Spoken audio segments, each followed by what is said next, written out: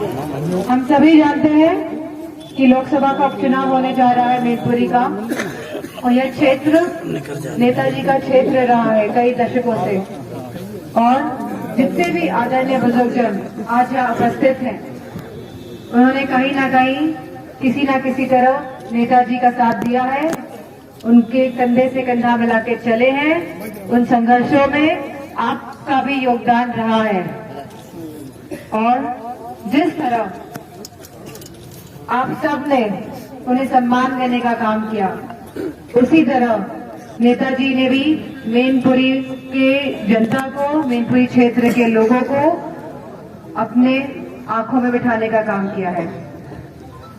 वो हमेशा यही चाहते थे कि मैनपुरी में ज्यादा से ज्यादा विकास कार्य हो। वो यह चाहते थे कि यहाँ के लोग आगे बढ़े, यहाँ का युवा आगे बढ़े, बेटियां घर से निकले, पढ़ाई करें, महिलाएं निकले और काम करें, घर से निकले। उनकी सोच यही थी। आज मौजूदा सरकार, जिनके राज्य में महिलाओं पे ज्यादा से ज्यादा घटनाएं हो रही हैं, और वो ये लोग ऐसे हैं कि ये नहीं चाहते हैं कि बेटियां घर से बाहर निकले, पढ़े लिखे, महिलाएं घर से बाहर निकल के काम करें। यह पिछड़ी सोच वाले लोग हैं जो नहीं चाहते कि हमारे युवाओं की नौकरियां लगे, उन्हें रोजगार मिले, वो सक्षम हो। वो नहीं चाहते कि हमारे किसान खुशहाली के रास्ते पे चले, जहां डीएपी की किल्लत है। कितनी महंगी मिल रही है बताइए, 1600-1800।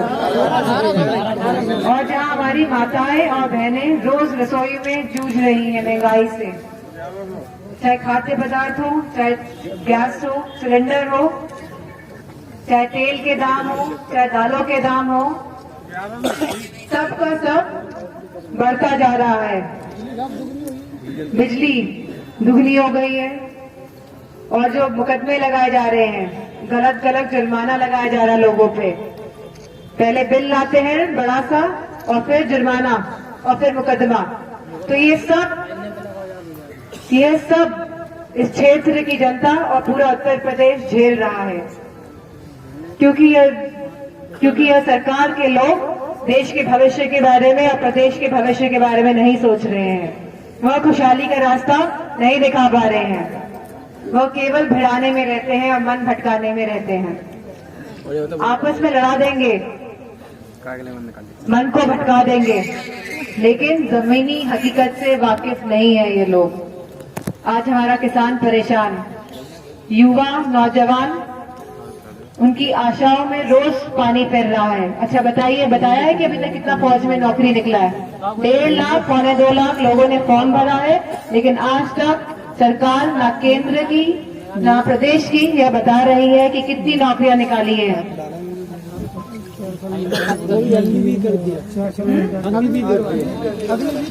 अग्निवीर 4 साल की कर दी गई है, इसमें भी याद में कुछ नहीं है, किसी का कुछ नहीं है, पता ही नहीं किसका है, कुछ नहीं है, किसी का भी कुछ नहीं है। अब आप बताइए, आसपास इस क्षेत्र में कहीं भी नौकरियां लगी हो पिछले 6 सालों में? किसी का भी, किसी का भला। पेंशन महिलाओं की बंद, मुट्ठी भर चावल कहाँ चने की दाल से शुरू किया था। पहले चना मिलता था, अब चना नहीं मिलता, और तेल के नाम पे इन लोगों ने रिफाइंड तेल दिया, जिसमें पाम ऑयल और पता नहीं क्या क्या मिला के दिया गया, जो सेहत के लिए बहुत हानिकारक है। जो मैनपुरी का चुनाव होने जा रहा है, जहां हमारे आदरणीय नेताजी नहीं है हमारे बीच, पहला चुनाव ऐसा है, और अभी हम सबकी जिम्मेदारी है कि हम सबको साथ होके आगे बढ़ना है।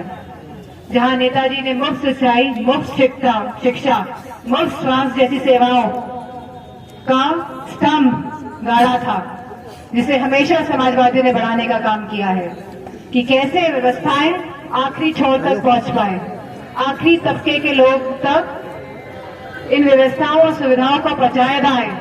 ये लगातार प्रयास रहा है समाजवादी पार्टी का, और भविष्य में भी रहेगा। और ये हम सबकी जिम्मेदारी बनती है कि हमें प्रदेश, देश और इस क्षेत्र को कैसे आगे लेकर जाना है। नेताजी ने इस जमीन को जहाँ से वो धरती पुत्र कहलाए, अपने खून पसीने से सींचा है, अपना तन मन धन इस क्षेत्र में दिया है। और मुझे पूरा भरोसा है कि इस क्षेत्र के लोग, आप सब जिनको नेताजी ने अपना परिवार माना, आने वाले समय में जब 5 तारीख को वोट डालेगा तो एक एक वोट साइकिल का बटन दबा के नेताजी को सच्ची श्रद्धांजलि और सम्मान देने का काम करना है। हम सबका दायित्व है, हम सबकी जिम्मेदारी है कि उनके सिद्धांतों को और विचारों को आगे लेके आगे बढ़ना है। मेरे को पूरा विश्वास है कि जब 8 तारीख को नतीजे आएंगे तो यह क्षेत्र इतिहास लिखने का नाम करेगा। मेरी माताओं बहनों से विशेष तौर पे निवेदन है कि एक एक वोट साइकिल का बटन दबाना है।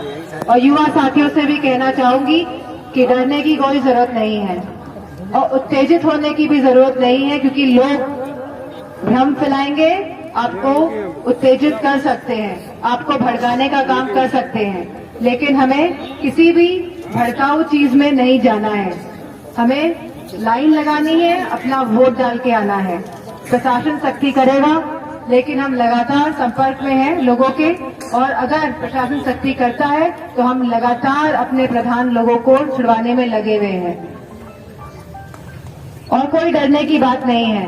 खाली 2 दिन बचे हैं चुनाव के, बस 2 दिन जो हमारे कर्मठ प्रधान नेता हैं, जो समाजवादियों का साथ दे रहे हैं, जो नेताजी के मार्गदर्शन को आगे बढ़ाने का काम कर रहे हैं लगातार निरंतर, वह सब योद्धा हैं। हमारे लिए वह सब एक योद्धा है और योद्धा कभी डरता नहीं है। बस 2 दिन तक हमें चालाकी से काम लेना है और इन लोगों के हाथ नहीं आना है। और 5 तारीख को